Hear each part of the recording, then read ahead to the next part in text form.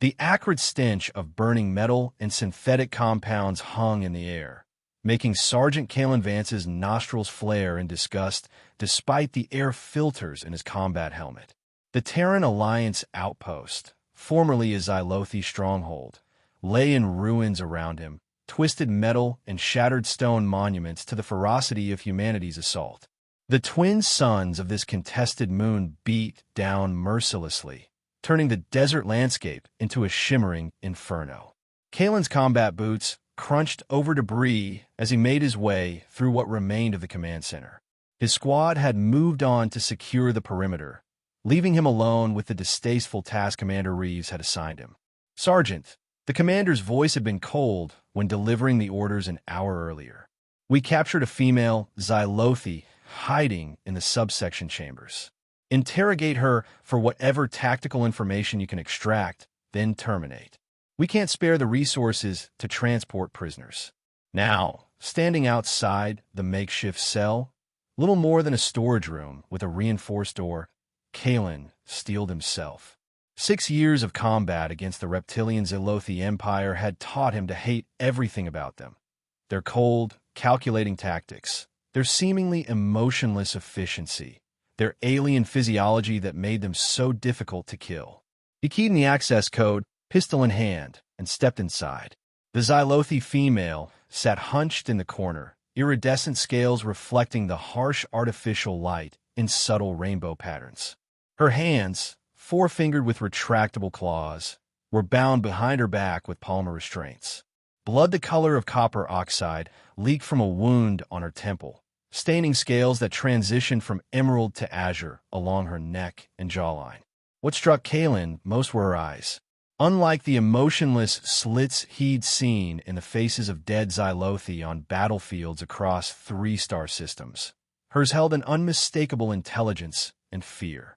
They tracked his movement with deliberate caution. "You understand Terran standard?" he demanded, keeping the pistol trained on her. She nodded slowly, her neck crest flattening in what Kalen recognized as a submissive gesture. "Your name and rank?" he continued, falling back on protocol to mask his discomfort. "Lyraisis," she replied, her voice softer than he expected, the sibilant quality of Xylothi's speech less pronounced than in the males he'd encountered. "I was cultural attaché to Provincial Commander Zexlor." Kalen's eyebrows rose. Not a soldier, then. A diplomat or administrative official. That explained why she hadn't been evacuated with the fighting forces. "Why were you left behind?" he demanded. Lyraisis shifted, wincing as the movement aggravated what appeared to be a wound on her side. "I was researching historical archives when your attack began. The military contingent prioritized tactical personnel for evacuation." "What information were you researching?" Kalen pressed, sensing something off about her explanation. She hesitated. "Information that certain factions within the Empire would prefer remain buried." Kalen's finger tightened on the trigger. This sounded like the beginning of a deception, the kind of manipulative half-truth the propaganda officers warned about in basic training. The Xylothi were masters of psychological warfare. "You're going to die here," he stated flatly. "Commander's orders. So unless you have something of value to tell me." "Show mercy, human," she interrupted, her voice taking on an urgent quality. "My body will give you powerful offspring." Kalen nearly dropped his weapon in shock, the strange plea catching him completely off guard. He'd expected begging, perhaps, or stoic acceptance, or even a final act of defiance. Not whatever this was. "What the hell are you talking about?" he demanded, taking a half-step back. Lyras's eyes, vertical pupils within amber irises, seemed to glow more intensely. "Xylothi females carry ancestral memory within our reproductive cells. Our children inherit not just genetic traits, but knowledge, experiences, wisdom. A human Xylothi child would bridge worlds, carry dual knowledge. They would be powerful beyond imagining." Kalen's combat training warred with a sudden, inexplicable curiosity. Was this some bizarre cultural custom? A desperate attempt at manipulation? Or something more? "The Terran Alliance has been at war with your people for over a decade," he said slowly. "We're taught your kind are cold-blooded killers. Literally, The weak attempt at humor fell flat in the tense atmosphere. And were we taught about humans? Lyra SS countered, that you are destructive, short-sighted creatures who value expansion over wisdom, who would rather burn knowledge than learn from it. She shifted again, and this time Kalen noticed the unnatural angle of her left leg. Broken, most likely. He should pull the trigger. Those were his orders. Clean. Simple. One less enemy combatant. But something in her words gnawed at him. The same vague disquiet that had been growing since his third tour, when he'd watched Commander Reeves order the orbital bombardment of a Xylothi settlement with suspected civilian presence. You're not a cultural attaché, he said suddenly, realization dawning. Not just that, anyway. A slight ripple passed through her scales, the Xylothi equivalent of a humorless smile. Perceptive. I am. Was. Keeper of historical records for the southern provinces. What your people might call a historian or archivist. Kalen's mind raced. Intelligence would value a high-ranking Xylothi information specialist. Perhaps enough to override Reeves' termination order. Or is he just looking for excuses? A distant explosion rocked the building, sending dust cascading from the ceiling. The mop-up operation was still underway, with Terran forces destroying remaining Xylothi technology and defenses. In that moment, Kalen made his decision. It wasn't logical or strategic, it was instinctual, driven by something he couldn't name. If I help you, he said quietly, I become a traitor to the Alliance. Lyra SS held his gaze. If you kill me, you become a traitor to truth. With a muttered curse, Kalen holstered his weapon and moved toward her. I'll need to stage your escape. Make it look like you overpowered me. He began working on her restraints. Can you move with that leg? With assistance, she replied, surprise evident in her voice. Why are you doing this? Kalen wasn't sure himself. Let's just say I'm tired of unquestioned orders. He paused, and I want to know what information is worth dying for. As the restraints fell away, Lyra SS rubbed her wrists. Knowledge that could end this war, Sergeant, if we can reach those who will listen. Kalen helped her to her feet, supporting her weight as her injured leg threatened to buckle. That's a big if. And it's Kalen.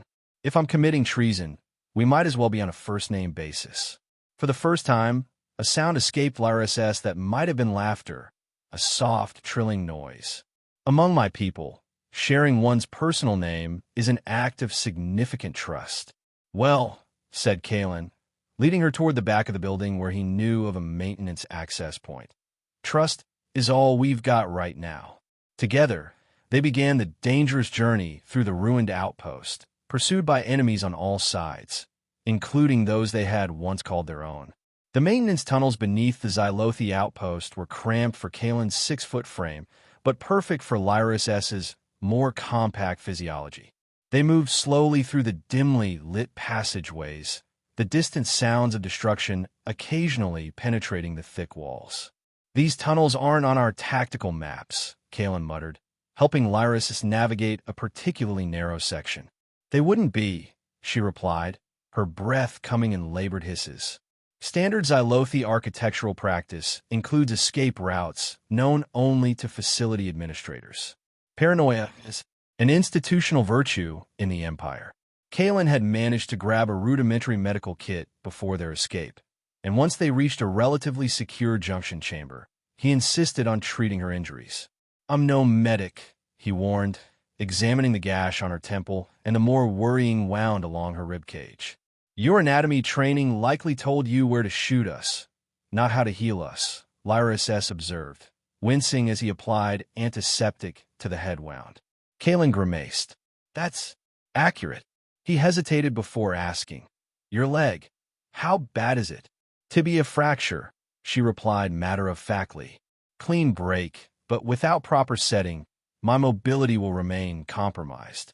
Working together with the limited translation device Kalen carried, standard issue for field interrogations, they fashioned a crude splint from components of Kalen's armor. Throughout the process, their hands occasionally brushed, and Kalen found himself fascinated by the texture of her scales, smooth and warm, not cold as he'd always assumed. Your body temperature, he began, professional curiosity overcoming ingrained prejudice. Regulated internally, Lyrius S. explained. Another misconception your species holds about mine. We are not cold-blooded, as you understand the term. Our physiology simply operates on different principles. As Kalen worked, Lyrius S. studied him with equal curiosity. You risk everything to help me. This contradicts all Xylothi intelligence about Terran military psychology. Kalen secured the final binding on her splint. Yeah, well, maybe your intelligence has gaps too. He sat back against the wall, suddenly exhausted. This war, something's never felt right about it. The propaganda, the escalation, it's like someone's pushing both sides. Lyrius S.'s neck crest rose slightly. A sign of interest or agreement, Kalen wasn't sure. That perception is what led me to my research. Official histories claim humanity attacked our border colonies unprovoked. Yet archives I've accessed suggest a more complicated narrative. Before she could elaborate, a tremendous explosion rocked the facility above them, sending vibrations through the tunnel network. Dust and small debris showered down. That wasn't targeted demolition, Kalen said, instantly alert. That was an attack. He activated his comm unit, keeping the volume low, and caught fragments of frantic communication. Xylothi counterattacked, reinforcements from heavy casualties in sectors 3 and fall back to defensive position. Kalen switched off the comm. Xylothi forces are hitting back hard. We need to move. He helped Lyrius S. to her feet. These tunnels, where do they lead?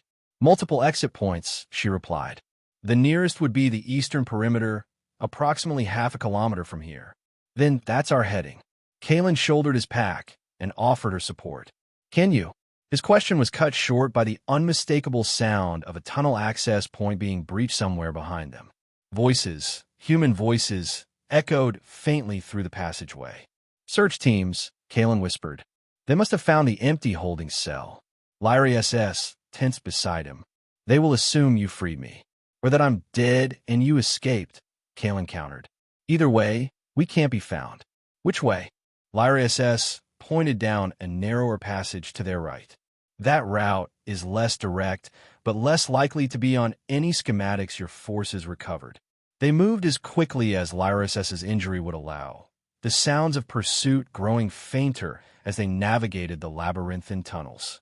Twice they had to backtrack when passages were blocked by structural collapse, and once they froze in silence as a Terran patrol passed directly above them, heavy boots creating dust showers through ventilation grates. After what felt like hours, they reached a maintenance hatch that, according to Lyrius S., would open to the desert just beyond the facility's perimeter. There's something you should know before we leave the relative safety of these tunnels, Lyrius S. said, placing a scaled hand on Kalen's arm. The external environment of this moon is hostile to both our species, but particularly to mine. The twin suns produce radiation that will affect my scale's ability to regulate temperature. How long can you survive out there? Kalen asked. Without protection? Perhaps 6 hours before permanent damage occurs. Less before impairment begins. Kalen assessed their options. My combat suit has limited environmental shielding. We can modify it to cover you partially, focus on protecting your core and head. Working together, they disassembled portions of Kalen's combat armor, creating a makeshift protective covering for Lyrius S. that left Kalen with minimal protection but preserved his mobility. Ready? He asked, hand on the hatch release. Lyrius S. nodded, her expression solemn. Whatever happens beyond this point, Kalen Vance, you have shown honor that defies what I was taught about humans. Save the eulogy, Kalen muttered, uncomfortable with the praise. We're not dead yet. With a mechanical groan, the hatch swung outward, admitting a blast of scorching air and revealing the harsh, alien landscape that would either be their path to freedom or their final resting place. The desert moon's landscape stretched before them like an artist's nightmare. Jagged rock formations in impossible shades of copper and amber rising from endless dunes of crimson sand. The twin suns hung low on the horizon, casting double shadows that stretched like accusing fingers across the barren terrain. Kalen helped Lyrius S. through the hatch, wincing as the heat immediately penetrated his reduced armor. Without his full environmental suite, he estimated they had maybe 4 hours before heat exhaustion became critical. "Which way?" he asked, scanning the horizon for any sign of pursuit from the outpost, now a smoking silhouette behind them. Lyrius oriented herself, head tilting in a distinctly reptilian manner. "There is an abandoned mining facility approximately 20 kilometers northeast," she said, "used during initial colonization before the war. If it hasn't been destroyed, it might offer shelter and resources." 20 kilometers, Kalen repeated grimly. "With your leg, on this terrain, that's at least a full day's journey." "Then we should begin," she replied simply. They set out across the shifting sands, Kalen supporting Lyrius when the terrain grew too uneven for her injured leg. The going was painfully slow, and Kalen found himself constantly checking over his shoulder, expecting to see pursuit from the outpost. "They will assume we died in the counterattack," Lyrius said, noticing his vigilance. "It provides convenient explanations for both our absences." "Maybe," Kalen acknowledged. "Or maybe Reeves will put it together. He's a suspicious bastard." As they walked, the stark reality of their situation began to sink in. They had minimal supplies, no vehicle, and were traversing one of the most inhospitable environments in the sector. The odds of survival, let alone reaching civilization, were infinitesimal. "Why did you say it?" Kalen asked abruptly, breaking a long silence. "That thing about Offspring." Lyrius looked away, her scales shifting color slightly in what Kalen was beginning to recognize as embarrassment or discomfort. "It was the most compelling argument I could formulate in the moment," she admitted. "I observed your hesitation, your internal conflict, and sought to provide a reason that transcended political loyalties." "So, it was a lie?" Kalen pressed, unsure why the answer mattered to him. "Not entirely," she replied carefully. "The biological mechanism I described is real. Xylothi females do carry ancestral memory, genetic encoding of experiences and knowledge that can be passed to offspring. It is how our species preserved history before written records." They paused in the shadow of a towering rock formation, seeking momentary respite from the relentless suns. Kalen offered Lyrius water from his dwindling supply, watching as she drank with a peculiar sideways motion of her jaw. "But cross-species reproduction?" he asked skeptically. "That's not possible." "Naturally, no," she conceded. "But there are historical precedents for genetic compatibility engineering. Before the war, there were collaborative scientific initiatives between our species." Kalen stared at her. "I've never heard of that." "Exactly," Lyrius said pointedly. "Much has been erased from public knowledge on both sides. The origins of this conflict have been curated." As they resumed their arduous journey, Lyrius elaborated on her research. Careful fragments of information that painted a disturbing picture of manipulated historical records, strategic provocations, and suppressed peace initiatives. "You're saying the entire war is based on lies?" Kalen asked, the enormity of the suggestion staggering. "I am saying," Lyrius replied with precision, "that certain factions within both our governments benefit from perpetual conflict and have taken measures to ensure it continues." By mid-afternoon, both were struggling. Lyrius' scales had taken on a dull, ashen quality despite the protective gear, and Kalen's exposed skin was reddened and blistering. They rationed water with increasing strictness, but Kalen knew they wouldn't make it to the mining facility without finding additional resources. When Lyrius stumbled, nearly falling face-first into the sand, Kalen made a decision. "We need shelter now. We'll continue at dusk when it's cooler." They diverted to a cluster of rock formations that offered some protection from the suns. Using his combat knife and pieces of equipment, Kalen constructed a rudimentary shelter in a natural depression between two boulders. As they huddled in the minimal shade, conserving energy and water, an unexpected intimacy developed. Survival necessitated physical proximity, and cultural taboos seemed suddenly trivial against the backdrop of their shared struggle. "Your people," Kalen began, genuine curiosity overcoming years of conditioned hatred, What are they really like? Not the Empire propaganda or the Terran military briefings. Just regular Xylothi. Lyra SS was quiet for a moment, as if the question itself was revolutionary. We are not so different from humans in our fundamental desires. We seek security, meaning, connection. Our social structures are more communal than yours, our lifespans longer, our relationship with technology more integrated. She paused. But we laugh, Kalen. We create art. We mourn our dead. We wonder about the stars. As she spoke, Kalen found himself seeing her, truly seeing her, for the first time. Not as an alien other, not as an enemy, but as a person. Different, yes, but fundamentally a thinking, feeling being with dreams and fears not unlike his own. What about you? She asked. What lies beyond Sergeant Kalen Vance of the Terran Alliance? The question caught him off guard. Who was he, really, when the uniform and the cause were stripped away? I was an architect before the war, he admitted, surprising himself with the disclosure. Designed habitation modules for the outer colonies.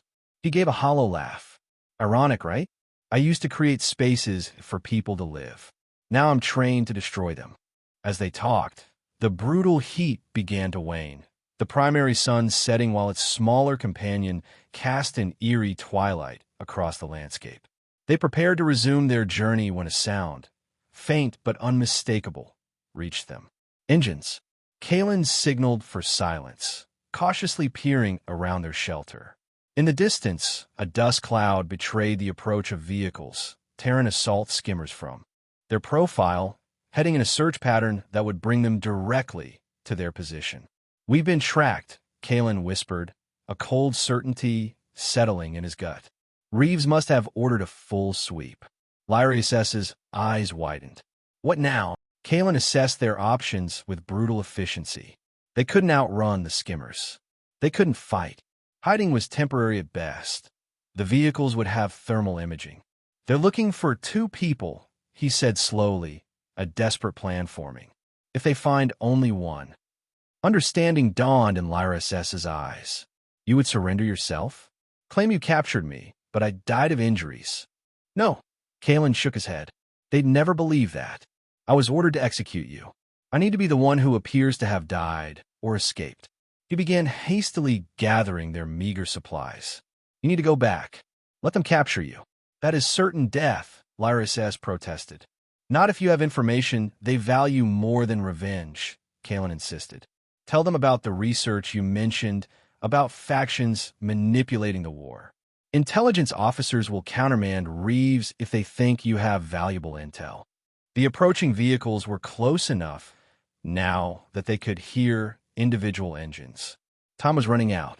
They'll torture me, Lyra SS said quietly. Yes, Kalen couldn't lie. But they'll keep you alive. And while there are still questions, there's hope for answers. He looked directly into her alien eyes. I'll find a way to reach the mining facility. When you get a chance to escape or communicate, that's where I'll be. For a moment, they simply looked at each other, human and Xylothi, enemies by declaration but something undefined by choice. Very well, Lyra SS finally agreed.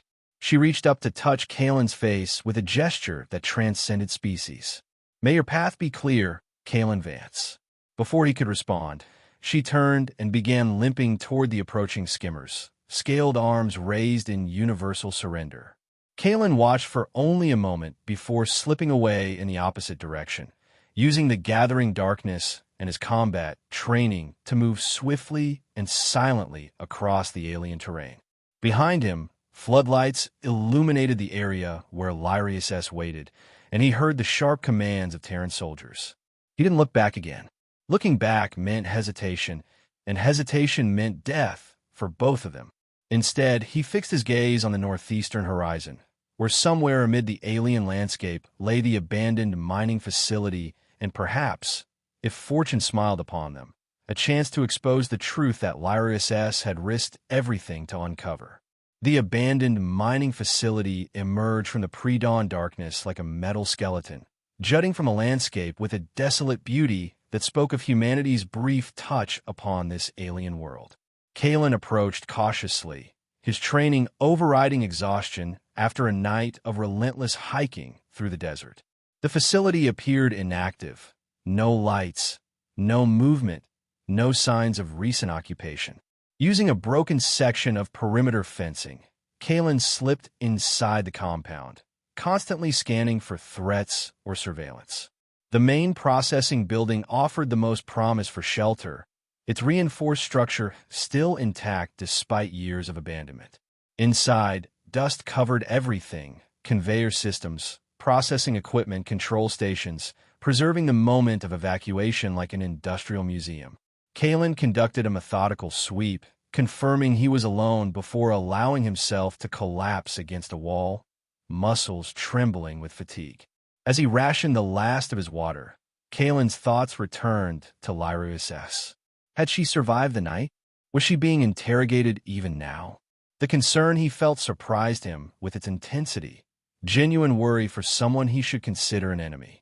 After allowing himself a brief rest, Kalen explored the facility more thoroughly.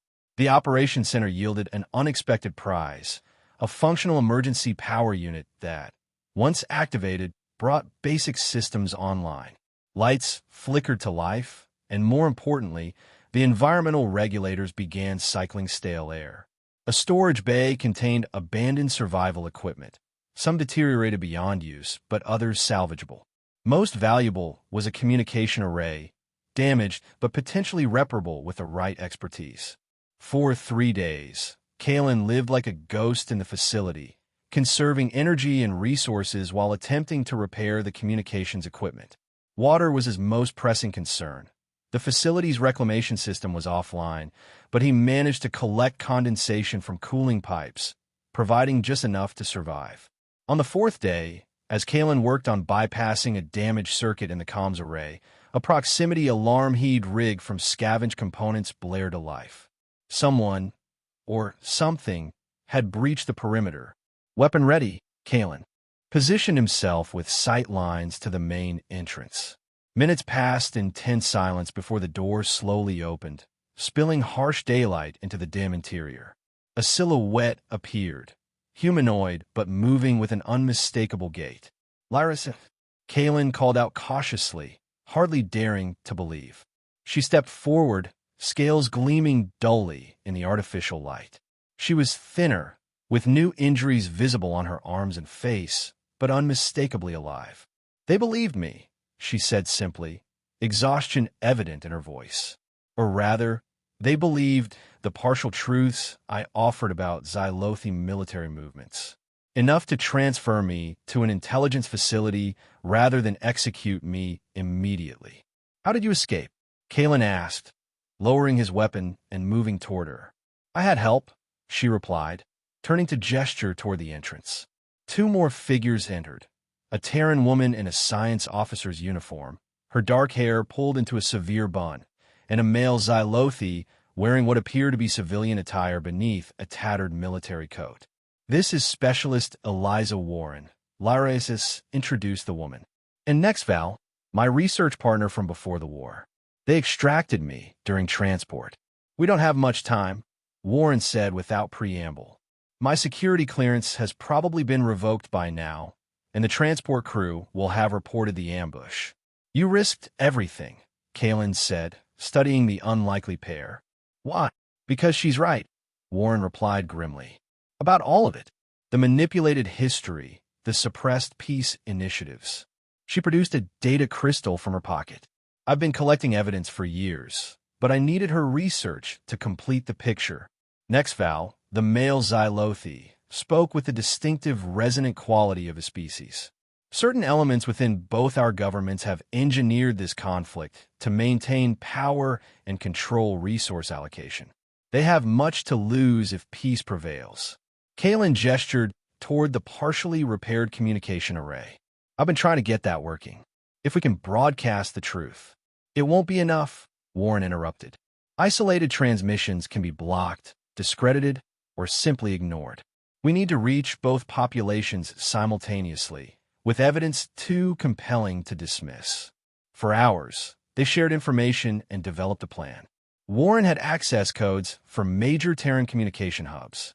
Nexval knew of a Xylothi religious broadcast network that reached most of their territories. Lyra SS's research provided the historical evidence of collaboration and deliberate provocations that had initiated the war. Kalen offered the mining facility as a temporary base. The environmental systems are working, and I've rigged basic defenses. We can use the remaining equipment to prepare our broadcast. As they worked over the following days, an unexpected dynamic developed among the four unlikely allies. Warren's technical expertise complemented Nexval's knowledge of Xylothi encryption protocols. Lyra SS continued translating and organizing the historical evidence, while Kalen focused on security and resource management. But it was during the quiet moments, shared meals, brief rests, late-night conversations, that barriers truly began to fall. Cultural differences remained, but underneath them, they discovered commonalities that transcended species. "Your name," Kalen said to Nexval one evening. "It has the same structure as Lyra SS. Are you related?" The male Xylothi made a trilling sound that Kalen had come to recognize as laughter. "No. The syllabic structure indicates our province of origin. We are both from the Southern Continental Federation." "You were colleagues before the war?" Warren asked, looking between the two Xylothi. "More than colleagues," Lyra SS said quietly. "Nexval was my life bond partner." The revelation struck Kalen with unexpected force, a complicated emotion he wasn't prepared to examine. The separations caused by this war. Nexval began, his voice heavy. They are beyond counting. Families, partners, friends, all divided by artificial hatreds. Warren nodded soberly. "My brother died in the Proxima campaign. I believed in the cause then. Thought I was honoring his memory by serving." Her laugh was bitter. "Instead, I discovered his death served profit margins and power consolidation." On the seventh day, as they finalized preparations for their broadcast, proximity alarms blared again. This time, there was no doubt about the threat. A full Terran tactical unit approaching from the west, and Xylothi fighters from the east. "They found us," Warren said, checking the perimeter sensors. "Both sides. Someone must have traced our equipment requisitions or communications." "How much time?" Kalen demanded. 20 minutes, maybe less." Lyra SS looked at their assembled broadcast equipment. "Nearly ready, but not quite complete. We need more time. Then we'll make it," Kalen decided. He turned to Warren. "Complete the setup. Be ready to broadcast the moment the uplink is established." To Nexval, "You know Xylothi tactical approaches. Help me establish defensive positions that will slow them down." They worked frantically, preparing what defenses they could with limited resources while Warren and Lyra SS rushed to finalize the broadcast package. Compressed data that would simultaneously transmit to both Terran and Xylothi communication networks. As the first sounds of approaching vehicles reached them, Kalen found a moment alone with Lyra SS. "If this doesn't work," he began, struggling to find words adequate for the moment. "It will work," she interrupted, her scaled hand finding his. "What we began in that cell. One human choosing compassion over hatred. It matters. Whatever happens today, remember that." The moment was interrupted by the distant crack of weapons fire. Nexval appeared in the doorway. "They're here. Both forces." What followed was chaos. Terran and Xylothi forces, initially engaging one another, soon focused their combined attention on the mining facility when they realized their common targets were inside. Energy weapons and projectiles impacted the aging structure, sending vibrations through the floor and walls. Kalen and Nexval held defensive positions at opposite ends of the facility, using minimal return fire to conserve ammunition while maximizing the appearance of stronger resistance. In the communication center, Warren worked feverishly to establish the broadcast uplink while Lyra SS finalized the transmission package. "Almost there," Warren called over the sounds of battle. "The Terran satellite network is accepting connection." A massive explosion rocked the eastern section of the facility. Nexval's voice came through their comm system, strained but composed. "Eastern defense is breached. Xylothi, strike team, entering. I am falling back to secondary position." Kalen made a split-second decision. "Hold your position. He ordered Warren and Lyra SS. Complete the broadcast. I'll buy you time. Without waiting for acknowledgement, he moved to intercept the Xylothi infiltrators, knowing he was likely moving toward his death. In the main processing hall, Kalen encountered 3 Xylothi commandos advancing in tactical formation. Using his knowledge of the facility and guerrilla tactics, he managed to incapacitate 2 before being forced to retreat, a burning graze across his shoulder where an energy weapon had found its mark. As he fell back toward the command center, the facility's western entrance exploded inward, admitting a Terran tactical team led by a familiar figure, Commander Reeves himself, his scarred face twisted with cold determination. Caught between advancing forces, Kalen barricaded himself in a control room adjoining the communication center. Through the reinforced window, he could see Warren and Lyra SS working desperately to complete the transmission. Uplink established. Warren shouted, "Transmission initiating." At that moment, both doors to the control room were breached simultaneously, Xylothi commandos from one side, Terran soldiers from the other. Kalen found himself facing both Commander Reeves and a high-ranking Xylothi officer, weapons trained on him from all directions. "Sergeant Vance," Reeves growled, "you are guilty of treason against the Terran Alliance. Surrender now." The Xylothi commander hissed something that translated roughly as "betrayer of your species" to Nexval, who had been captured and forced to his knees nearby. In the communications room, a status indicator flashed green. The broadcast had begun, transmitting their compiled evidence to every Terran and Xylothi communication channel within range. "It's too late," Kalen said, addressing both commanders. "The truth is already broadcasting. Every soldier, every civilian within range will know what we know, that this war was engineered, that our governments lied to us." "Silence him," the Xylothi commander ordered. Reeves raised his hand. "Wait." His eyes narrowed. "What truth?" Before Kalen could respond, screens throughout the facility flickered to life, the broadcast beginning with Lyra SS's face. "People of the Terran Alliance and the Xylothi Empire," she began, her voice steady despite the chaos around them. "What you are about to see and hear will challenge everything you have been told about the conflict that has consumed our worlds for more than a decade." The transmission continued, displaying authenticated historical records, communications between shadow agencies, and undeniable evidence of collaborative scientific projects predating the war. It revealed how strategic provocations had been orchestrated by power-hungry factions on both sides, how peaceful overtures have been sabotaged, how shared scientific discoveries have been weaponized against both populations. In the control room, an unnatural silence fell as soldiers from both sides watched the broadcast unfold. Even Reeves seemed transfixed by the mounting evidence of deception that had cost millions of lives. "This is fabricated," the Xylothi commander finally hissed, but there was uncertainty in his voice. "Verify the authentication codes," Reeves ordered one of his technicians, his expression unreadable. "If they falsified Alliance encryption." "Codes are genuine, sir," the technician responded, confusion evident. "These are actual Alliance archives." Lyra SS's voice continued from the screens. "The architects of this war have profited immensely while our peoples have suffered. Military-industrial complexes on both sides have consolidated power. Resource rights have been redistributed to elite factions, and all built upon deliberate misunderstandings and manufactured hatreds." The broadcast then showed something that made many of the soldiers gasp. Footage of early human Xylothi collaborative settlements from before the war, peaceful coexistence that had been systematically erased from official histories. Nexval, still held at gunpoint, addressed his captor. "You see now? How much has been hidden from us? How much we have lost?" Warren stepped from the communications room, hands raised. "The broadcast is reaching both core worlds now. It cannot be stopped or contained. People will demand answers." Reeves lowered his weapon slowly, his hardened military facade cracking to reveal genuine shock.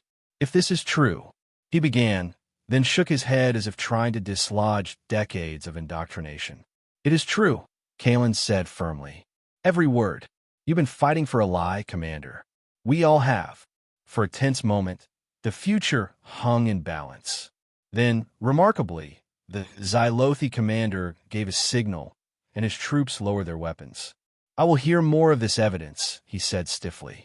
Over the next hours, an extraordinary scene unfolded in the abandoned mining facility. Former enemies cautiously laid down arms and gathered around screens, displaying decades of suppressed truth. Questions were asked and answered. Suspicions were voiced and addressed.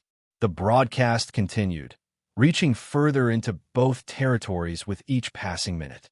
Communications began flooding in, confusion from military command structures, questions from civilian populations, outrage from those who had lost loved ones to a manufactured conflict. But also, tentatively, hope. By nightfall, ceasefire orders had been issued by mid-level commanders in both forces. Not from the top, but from within the ranks, a spontaneous recognition that continuing the fight would be unconscionable in light of the revelations. 2 days later, as provisional peace talks were hastily arranged between moderate factions of both governments, Kalen found Lyra SS standing alone at the facility's observation dome, gazing at the twin suns setting over the desert landscape. The Terran delegation has requested you join the negotiation team, he said, coming to stand beside her. As a historical expert. And you? She asked, turning to study his face. I've been offered amnesty in exchange for testimony against the war profiteers they're already calling architects of deception. He gave a hollow laugh. Apparently, I'm a hero now. Convenient reframing. They stood in companionable silence, watching the alien sunset paint the desert in shades of amber and crimson. Do you think it will last? Lyra SS finally asked. This peace, I don't know, Kalen admitted. Old hatreds won't disappear overnight. There will be resistance, denials, attempts to re-establish the status quo. He turned to face her. But there's a chance now. A real chance. Lyra SS nodded slowly. Nexval has been asked to join the Xylothi Reformation Council. He leaves tomorrow. Something in her tone made Kalen study her more carefully. You're not going with him. No.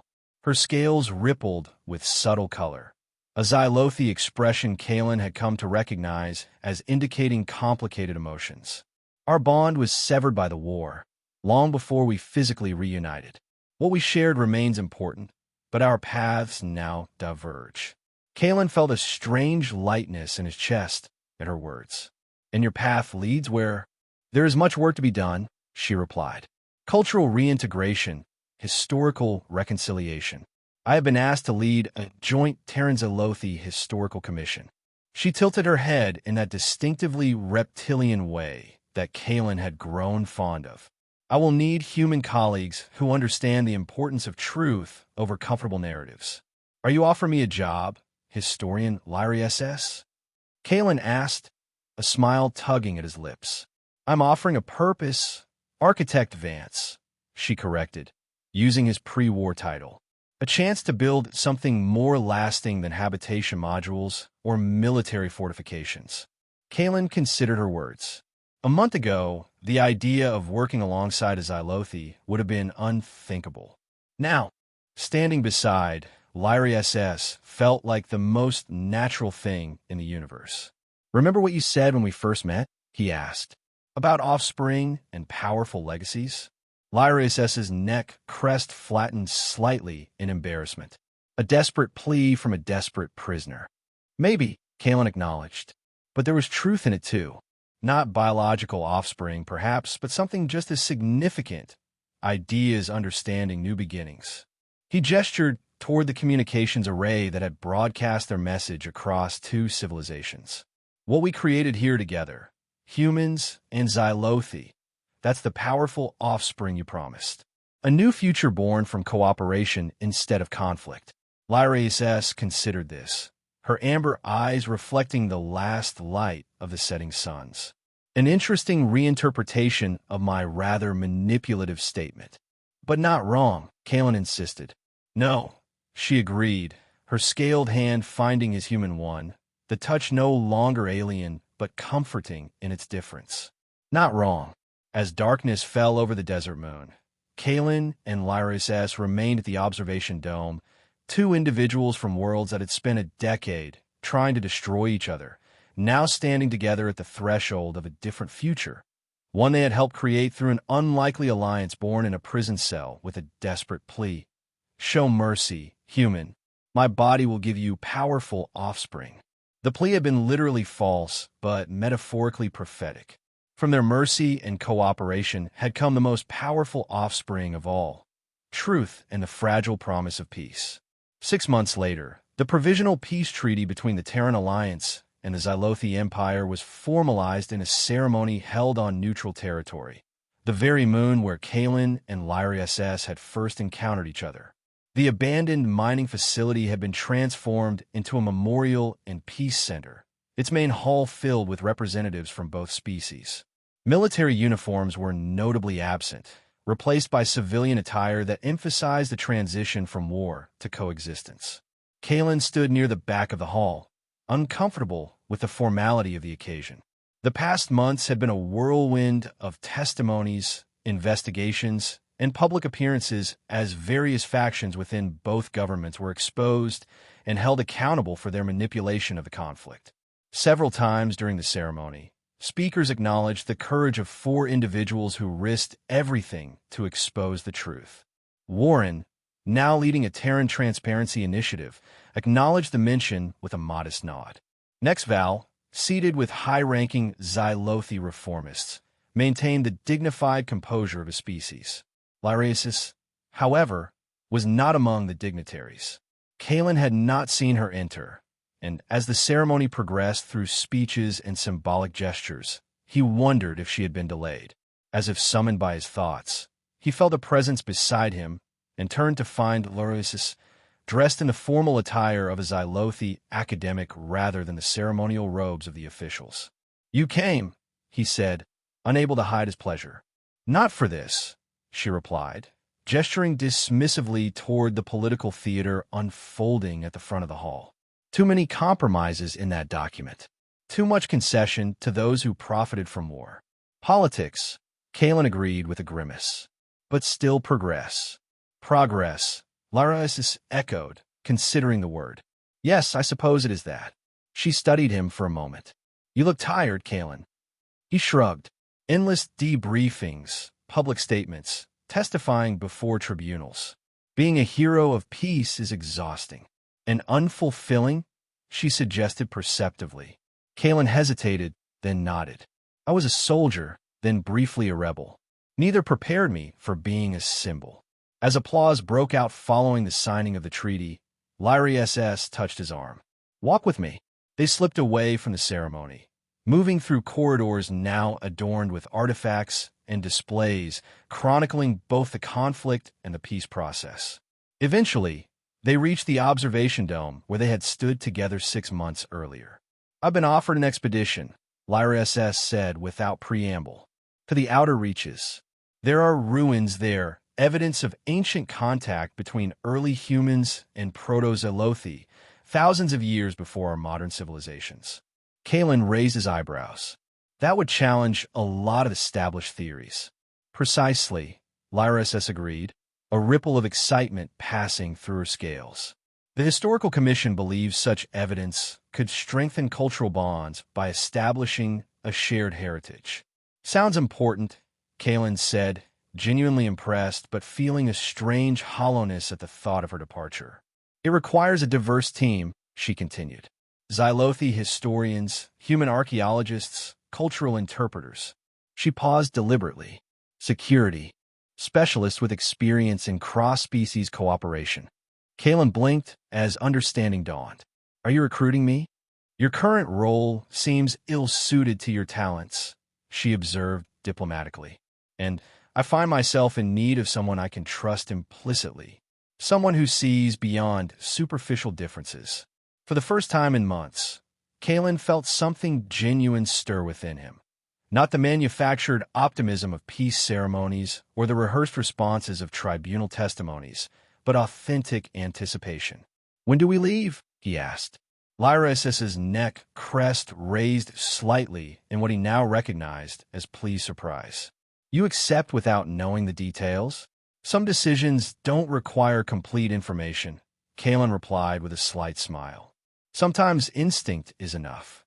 As they stood side by side in the observation dome, the twin suns rising over the horizon, Kalen reflected on the extraordinary journey that had brought them to this moment. From prisoner and captor to reluctant allies, to something more complex and meaningful than human language could easily categorize. "Do you ever think about what would have happened if I'd followed orders that day?" he asked quietly. Lyra SS considered the question with characteristic thoughtfulness. "Such hypotheticals are meaningless. You did not follow those orders because you could not. It was contrary to your true nature, merely obscured by conditioning and propaganda." "And what is my true nature, according to Xylothi wisdom?" Kalen asked, half teasing. Lyra SS turned to face him fully, her amber eyes holding his with unexpected intensity. "You are a builder, Kalen Vance. Not of structures, but of bridges, between worlds, between understandings." Her scaled hand reached up to touch his face in that now familiar gesture that transcended species. "That is why we will succeed where others would fail. That is the true power of what we create together."